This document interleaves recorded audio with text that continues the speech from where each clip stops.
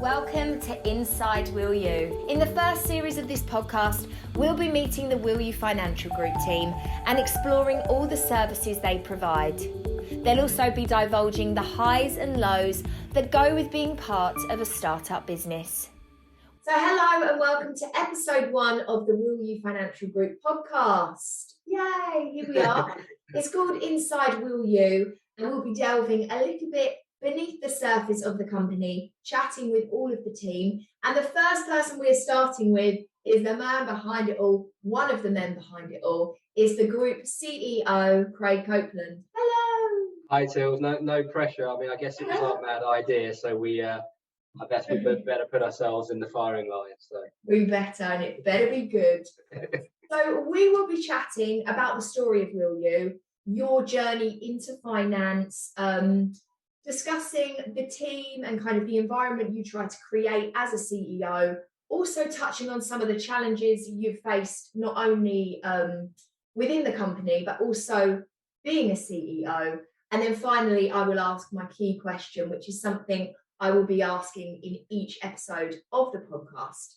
So I think the best place to start really is your journey to financial services.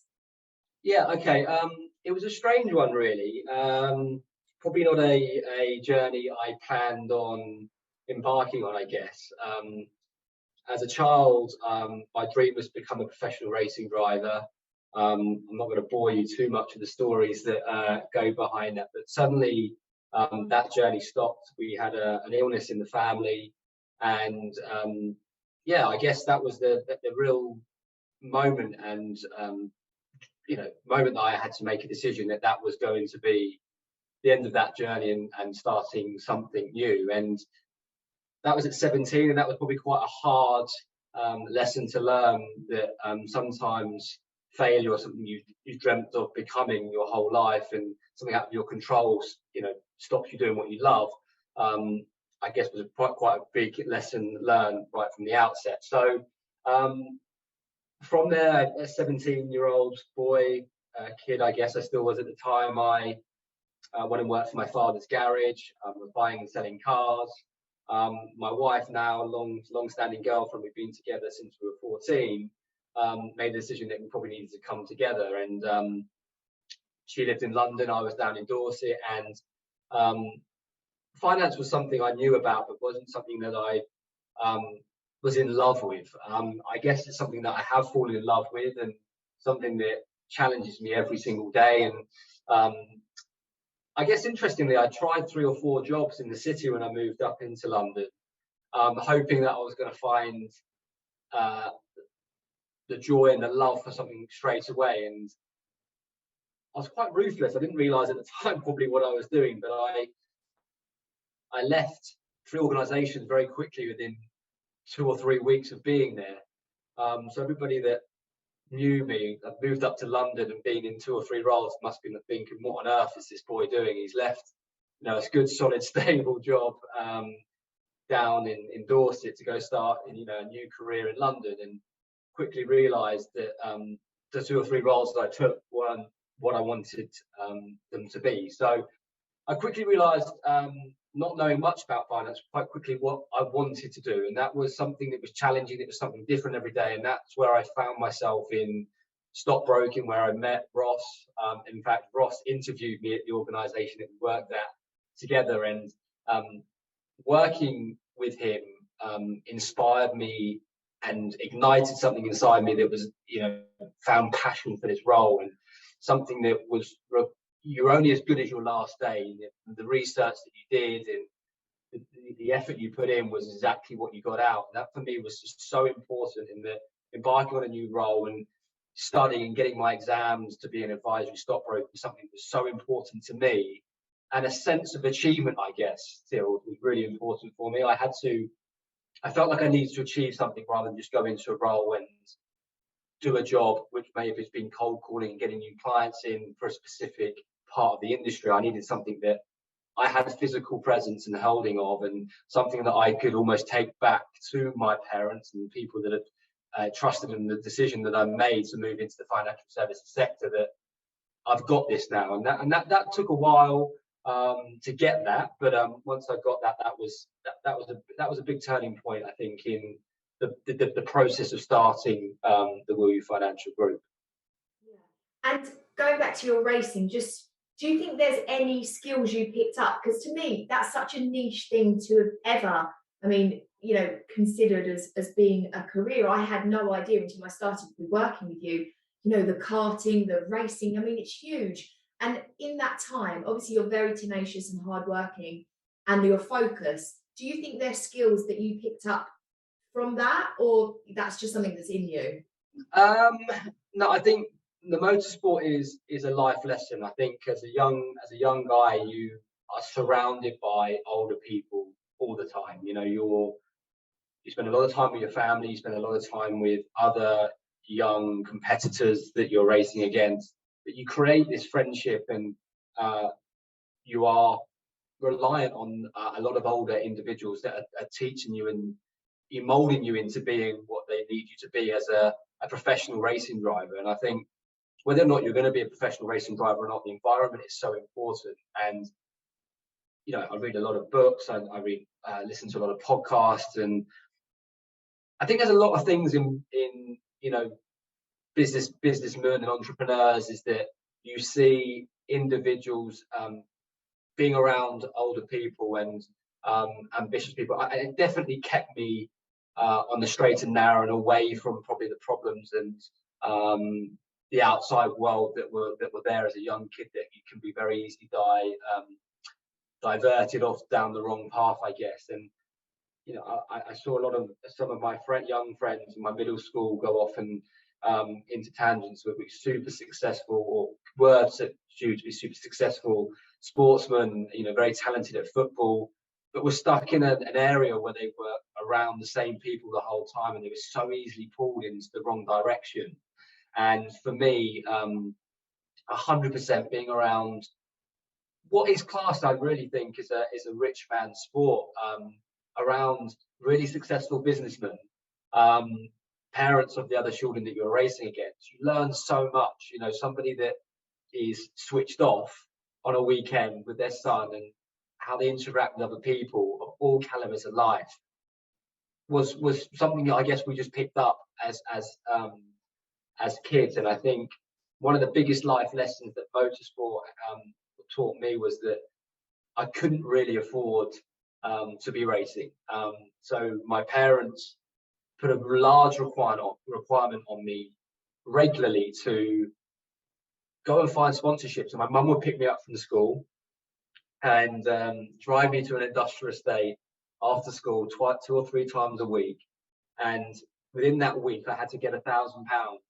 So I'd walk into unplanned meetings, into industrial estates and into units of fabricators, carpet sellers, whatever that may be, and ask them that join this journey. I'm this next young kid that on a journey to be, my dream is to become a Formula One driver, and give me £100, you're going to be part of this incredible journey of me getting there, and you'll get kept up to date on the journey and how I'm performing and pictures and this, that, and the other, and it worked, and I guess at 12 or 13, being thrown into the deep end, going into an industrial estate with a pack that my sister made and printed off for me to go and hand out to these people, 100% shaped my life, and the sales role in which the organisation and the role I had to take in order to start where we are today, 100% shaped why the WillU Financial Group is where it is today. 100%. Yeah. That's a brilliant life lesson for somebody young to be thrown into that. And, so many of the skills I see you have now, I think, are very much because of that part of your journey.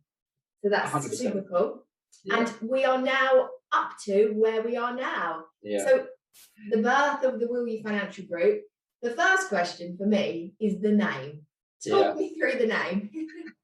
I'm still not sure people are still really understand it. I mean, we're still getting various names and abbreviations, and as you probably know, working with me probably closer than anybody else in the organisation, the spelling and the branding for me is super, super important. And it's, for those that don't know, WillU is all about the organization. And I guess, and Ross will tell you when you probably speak to him in a few episodes time, the pains and the anger he had with me at the outset when we finally decided on the name. And that was actually in a pub with a guy that we still work super closely with now. In fact, actually, Till, you probably work a lot closer to him than I do. But Mark Neville and everyone's a winner.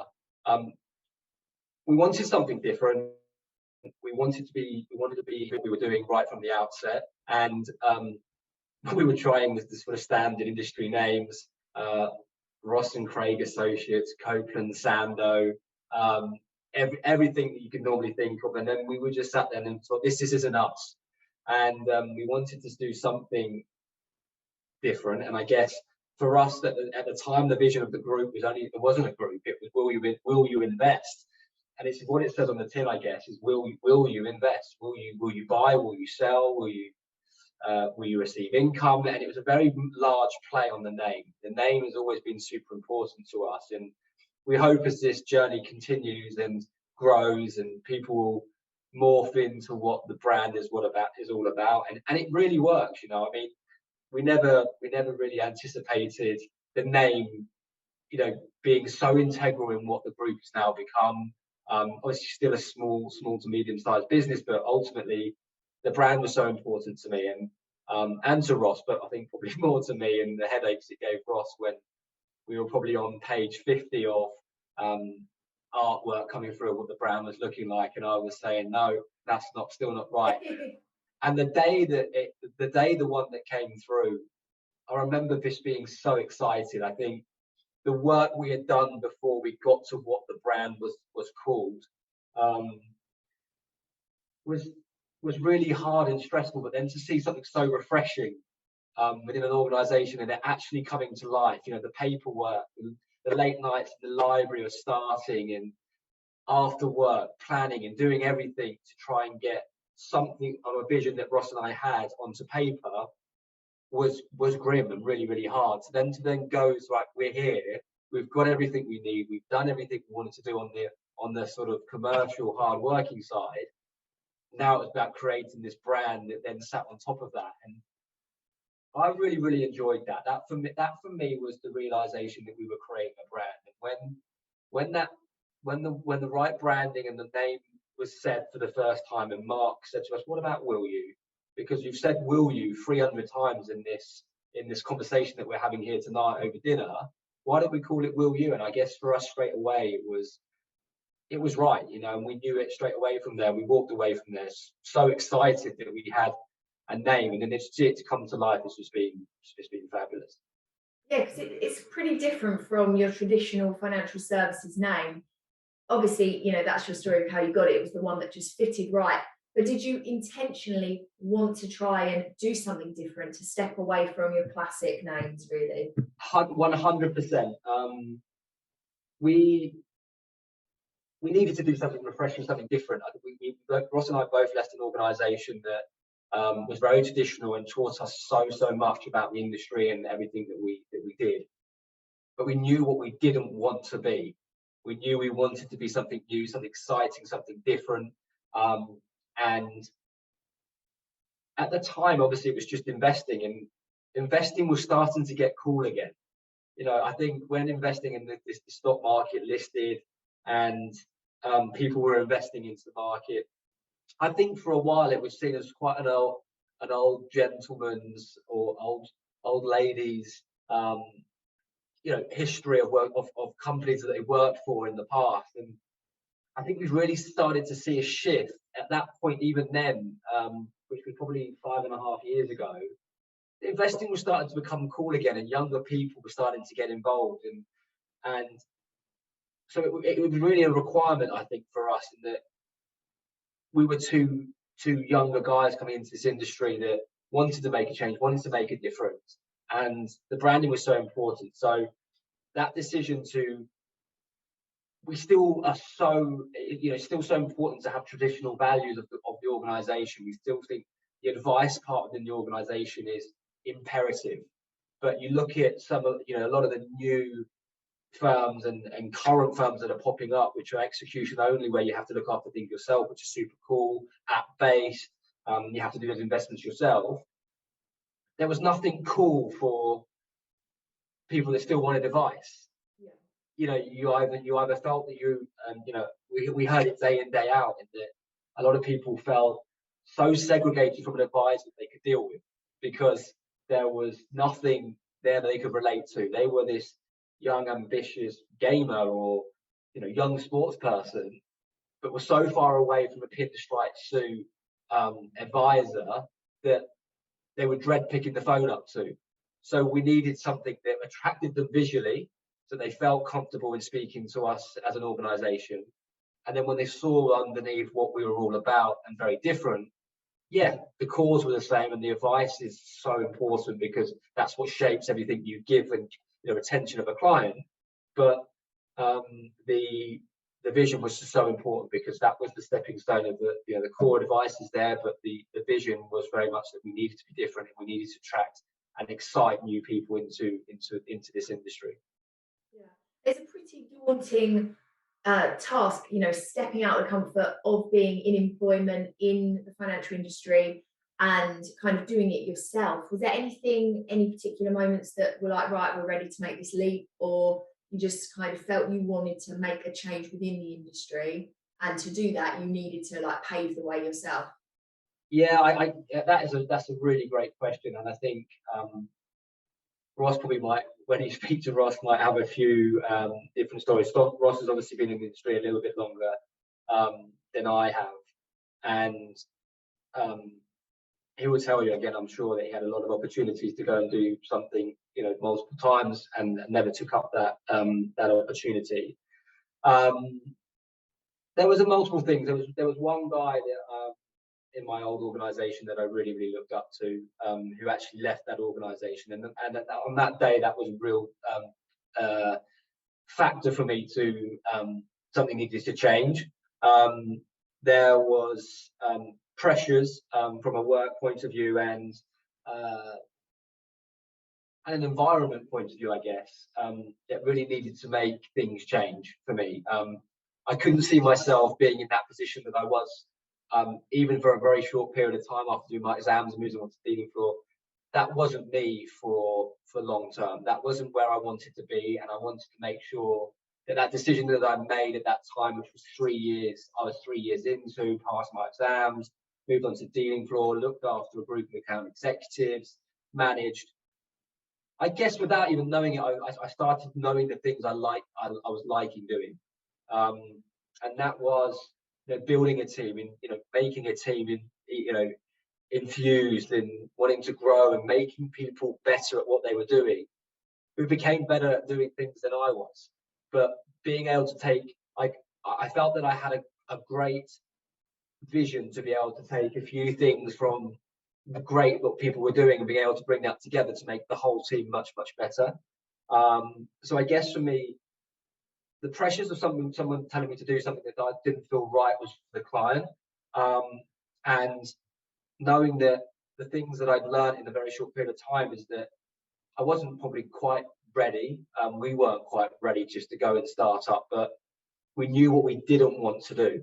We knew what we wanted to do and put things right, and what we wanted to change. So for me, that was really important, that we needed to focus on those real points that we didn't want to do, and the things that we did want to do, and incorporate that into our organisation. And then from there, obviously the start is WillU Invest, and very quickly we've got WillU FX, WillU Life, WillU Insure, and WillU Wills. So that then the collective is now what currently is the WillU Financial Group. Can you just tell us a little bit about what the group does and what it provides for clients, and how you've kind of become so diversified as a brand? Yeah, sure. Okay, so as I said, the vision of the business was not, well, at the time, was never to add other parts of the organisation. I guess this is quite a bit of a funny story, which I'm going to share with you, because it shapes why and where we are today, I guess. And that Ross and I built this business plan of something so amazing, as you do when you're so passionate and hungry to go and start this great business. And obviously at the time, it was just Ross and I. So I keep referring back to Ross and I because we were the first two that made the leap, made the jump. And we've gone on to have incredible business partners within the organisations. Laurie, obviously your husband in the organisation. We've always gravitated to sport. Sport's a big part of all of our lives, and working with Laurie, that was a really important part. My brother-in-law Will, who raced in Formula One on the FX side of the business, and most recently, of course, Jack and Craig, who are all sort of division heads within the organisation as well, and business partners within what has now become the WillU Financial Group. And I remember the first office we took in London was this shoebox office. To get out from behind the desk, we had to sort of move the chairs back a little bit and slide our bums out and do this. But Ross and I were in love with this office. Like we remember they said that we'll put your name on the door, and it was we'll try and find a picture that we'll share after with the podcast. But we were in love with this. We were so proud when people came up and we showed them this office that we were in, and we were sat there, and at the time it was just WillU, and we were sat there, and we were bringing on clients, but very, very slowly, not at the rate that we thought that we were going to be getting new clients in. And in our heads, we were going to start this business, and there was going to be funds under management, and we would grow this team. And people don't prepare you for that. People don't prepare you for this euphoria of what I sort of mentioned, in that you start this business on a piece of paper with a blank piece of paper. You build all the back end business plan, regulation in this scenario, to then get the branding, which gives you the excitement, and then you launch this business. So we start WillU, and we're sat in this office, and we get some money in, and we're really happy. And then 8 to 12 months in, we were thinking, we've got no money. We can't, it's hard to go out and network. We need to find other ways in which we can create revenue for this organization, else it's not going to last. At the time, on the day that we moved into the office, I found out my wife was pregnant, and Ross has already got 2 beautiful children, and the pressure was on. The pressure was really, really on. And what we started finding is that there was 2 things actually. One was that because we were a brand new FCA regulated firm, just somebody transferring a pension or an ISA over to us, or taking advice from a brand new FCA regulated firm, or with their life earnings, it's not a decision that is made in 2 or 3 weeks. It's something that takes 4, 5, 6, in some cases 2 years to build those relationships with clients. So we're sat there and we're doing our best with very little capital to try and build this business. So I remember Ross and I being sat there one day, and the client said, look, I'm buying a house overseas, and where could we do this? And somebody else asked it, and then somebody said, oh, I'm hiring this in America, or I'm doing this. And I said to Ross, I think we should explore possibly looking at an international payment solution. One of the jobs that I'd previously taken in the organisation before I moved into the asset management stockbroking role was foreign exchange, which wasn't challenging enough at the time, but now as an ancillary service to the organisation, it seemed a fantastic idea. So we came up, we put together a little plan, and we created WillU FX. I approached my brother-in-law, Will, at the time, he's still my brother-in-law. But I said to him, our motorsport connection, and that for me was a bit of a eureka moment. It was like, well, we know all these people that are British, that race all around the world, and these race teams are all based in the UK. Surely they've got loads of foreign exchange. We'll go to all of them, and we'll sit down with them, and we'll start doing all their payments. And then, motorsport's a really wealthy place, and we'll meet all these really wealthy people, and that will bring money into the organisation. I mean, how wrong could we be? But it kick-started the next part of the chapter. WillU FX began, and it sparked back to life again, when Ross and I would be spending as much time as we could on this organisation, but found ourselves 2 or 3 hours a day playing ping pong out in the hallway, because we physically didn't know anything else what we could do. And what's really, really amazing at that point is that I think that us being able to relax and play ping pong, some of our greatest ideas came for growing the business. We were relaxed, we were calm. I think if we'd just stayed in that office, we would have just drove each other crazy, and we would have just been stressed and really, really worried. And FX kick-started something, but it wasn't the game changer for the organization, that's for sure. But it showed us that there was other ways in which we could create revenue. It became an ancillary service, but it wasn't a change. And then Laurie, obviously we've been talking with Laurie. Ross spent a lot of time with Laurie. At the time I wasn't very aware of Laurie, and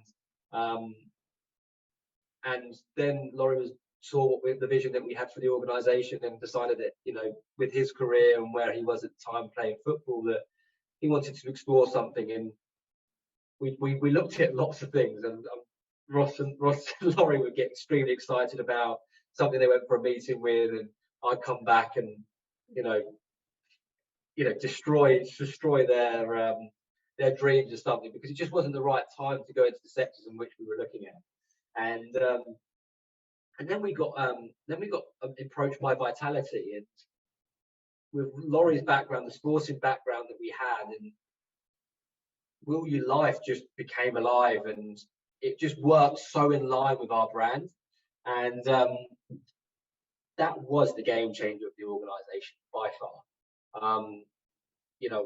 I met Laurie, and then consequently I met you, and you were our first team member within the organisation. And we went from this little 2-man office, and you'll remember the 3-man office we took in Devonshire Square, and that was slightly bigger. We didn't have to move each other's chairs, but even just us three now, I think we had a really, really good time. And I think that was the game changer for the organisation.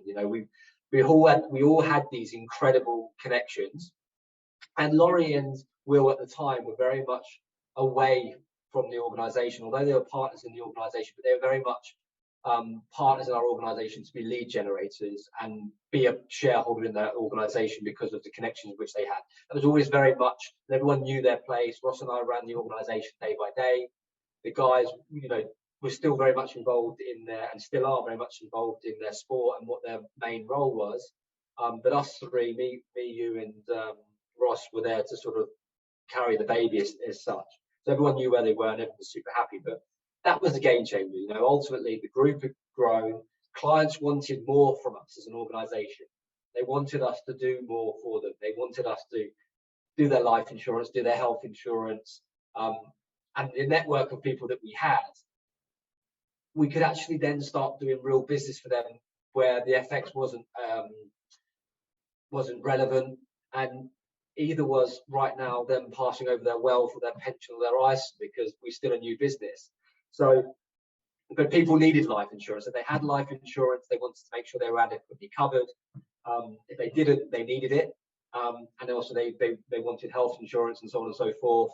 We could do that for them, and that was really the changing of the business and the changing of the guard, I guess, because all of a sudden we had this influx of new people into the organisation that we could now service where we couldn't before, but then all of a sudden trusted us within this organisation that we did a really, really good job on something quite simple but so important for their family and for their business, that they then trusted us with their pension. They then, did have a expensive family holiday that they were going on, and they needed to transfer dollars or euros or dirhams, whatever that may be. And all of a sudden, it just blew up. It then became something that, okay, these guys are doing something different. We love what they do. They're so in line with what they're doing within each organisation. And it's been really spurred on by, one, we needed to do something different and diversify else we were gonna drown. But our clients trusting us and wanting more from us, that allowed us to go out and explore those other opportunities within the organisation. So we've now created this fantastic organisation that provides asset management, foreign exchange, so for international payments for private clients, for corporate clients, life and health insurance from a corporate, but also from a private point of view. Recently, obviously, launched a general insurance side of the organisation that allows us to service all the clients that we already have in the organisation, which has developed so quickly. But also making sure that right down to the simple things, wills, power of attorneys, and everything like that is in place, so that when somebody comes to us, they consolidate all their financial services into one place with a firm that they can trust, and that's the most important thing. Trust in this organization is so important when transferring lots of money, trying to grow your wealth, or protecting your family, whatever that may be. It's so important that we can do all that in one place. Yeah. And as a CEO, obviously, you've explained how the companies have kind of evolved and the journey has changed. You find yourself wearing a lot of different hats. Is that something that you find easy to manage, or is that something you've had to learn, because you're playing a lot of different roles in a lot of different companies all of the time? Listen, I love a challenge. I've always been someone that wants to do something. I guess wearing a number of different hats is about learning on the job. I mean, I guess with the previous organisation that I took quite a lot of responsibility was put on to all of us, which is a massive thing. I guess we learned quite early on that we needed to wear lots of hats. From getting in at 5:30 in the morning to writing a newsletter that needed to go out before the market opened at 8 o'clock, and that had to be ready for proof at 7, signed off by 7:30, out by 8. Routine was a big part. So incorporating that into the WillU Financial Group has been so important. Managing of people, that was forced upon me when I looked after the team of account executives. Passing exams and making sure things were done, correctly. The regulation is so important. You need to be so vigilant on notes and so on and so forth, that everything is done correctly. So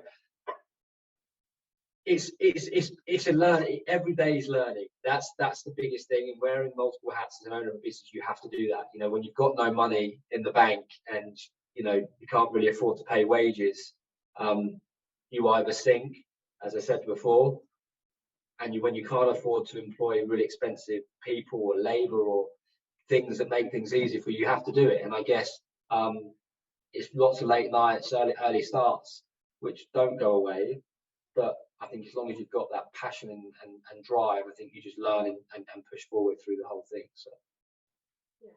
And then for you, what is it you're trying to create for your employees, like the ethos, the environment within the group? Obviously, while you're juggling all those hats, is there a specific way you want it to be for people? I know what it's like to work within the company, and it's a very sort of family first, friendly. There's not so many barriers that you'd expect in traditional companies in finance, how things should be, the hierarchy and stuff, and everyone mucks in. You don't often find directors or CEOs saying, right, your workload's too much. What can I do today? And that's kind of what I find as an employee working for you guys. Is that something you strive for? 100%. I mean, I really, Ross and I, and Ross I'm sure Ross will probably tell you his story, but if we hadn't have changed in what we were doing, we were falling out of love, not with the industry, but how things were done. So if we were going to create something ourselves, then we needed to make sure we weren't going to make, as I said, we need to make sure we weren't going to make the same mistakes as what we were in. And, stockbroking in particular and, trading floors have got this persona of what work needs to be like. And I hate all that. That for me is a really, really, it really grates on me that there's this, egotistical, scenario that everyone has to go through, and this, Fridays you go down the pub and this, that, and the other thing. Our organisation is about everyone being able to come to work, enjoying being at work. That's about them starting work when they want to start work, and when they want to finish when they want to finish work. And yeah, sure, everybody puts in long hours, but I hope that sort of makes up for time if you want to take a 2 or 3 hour lunch break, or start at 11 o'clock, or 1 year you want to take additional holiday, the following year you may not. For us, it's about coming to work and enjoying and loving around the people that you're being around, because we all do it for a long period of our lives, and if we don't enjoy it, then what's the point? And I guess we've been so lucky that people have bought into the vision of our brand, and that they've left big organizations where they're pretty comfortable for the rest of their lives if they want to be within the role with the security of their job, to come and join this startup, this incredible journey that we're on and vision.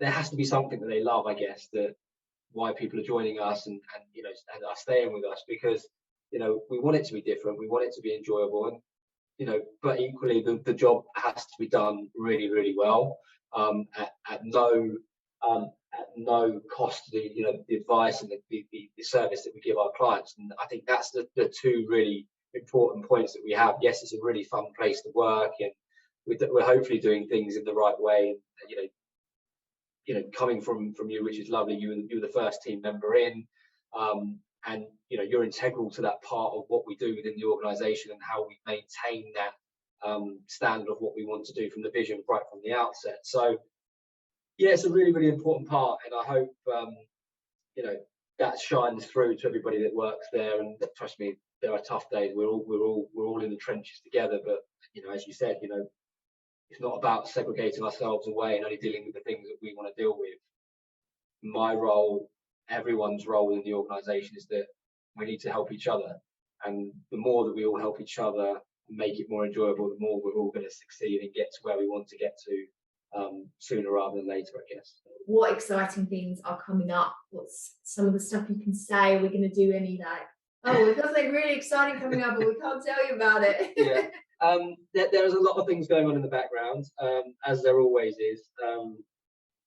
You probably know better than anybody else, but there's lots of crazy ideas that I always come up with. Obviously, this is probably being one, but for us, you know, the future of the brand is everybody in it, and making sure that everybody knows everybody in the organisation, the passion and the character that we all have. We all play a really, really important part in what the growth of this business looks like. I think, you know, we're now at 10 of us, including all the owners and directors of the organisation. There's 10 of us that are all hands on deck every single day. So I feel like we have this really core, incredible team right now that I hope are going to be with us for, you know, the longevity of this organisation, and which means creativity. You know, like we all meet every week, and I think for us is that I think Ross will probably kill me if I came up with another business idea right now about another brand or another arm. So I think this year, really, if I'm honest, Till, is going to be about really focusing on the brands that we've got. The biggest launch for us, and it's been quite time consuming, has been the brand new organisation, which is WillU Insure. That's been challenging. You know, although it's been financial services, that's probably been our biggest challenge to date. And probably from my side, actually probably one of the most time consuming sides of this. So for me right now, definitely for the first 2 quarters of the year, is making sure that really works, because there's been a lot of sacrifice in there, actually, with a few members of the team, and everyone in the organisation is really trying, really trying and making this new division work like they have done with all the other brands. But trust me, for me, it's been one of the most challenging sides. It's very, very different to when we launched FX and Life. It's the best way I can describe it. It's the closest to what the WillU Invest was when we started. It's got a lot of similarities, a lot of red tape, a lot of requirements or something. And this is new for me. So this has probably been one of my biggest challenges today.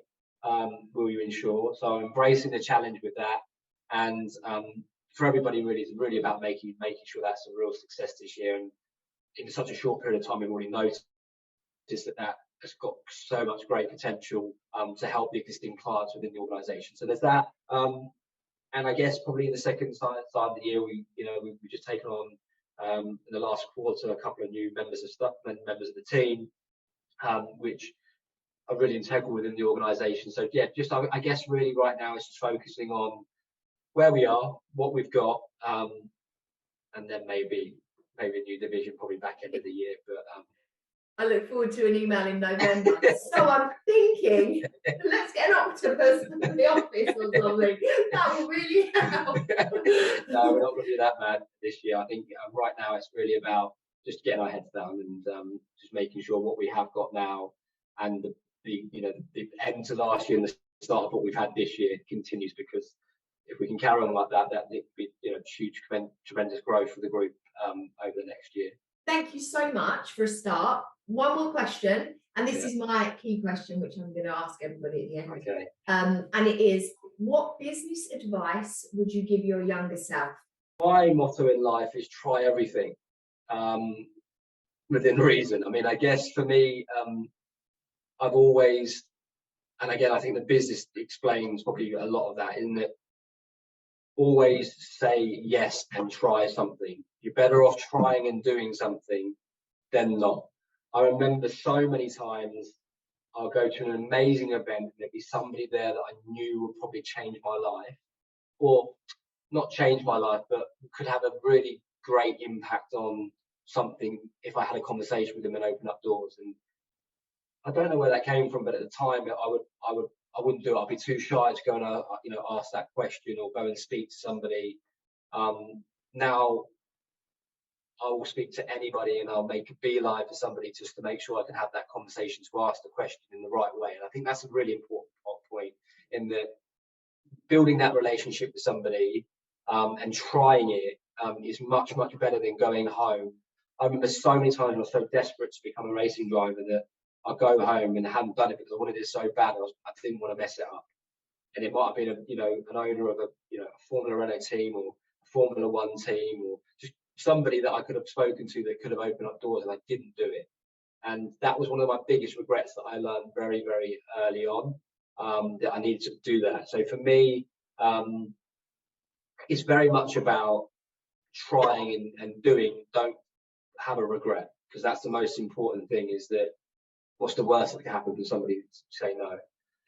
One thing I'd just like to do before we do just sign off on this is that you work with me probably closer than everybody else, and the vision of what I have for the financial group, you and I work super closely on. And I think most importantly, I think if it wasn't for you, I don't think the vision of the group and where we are would be where it is today.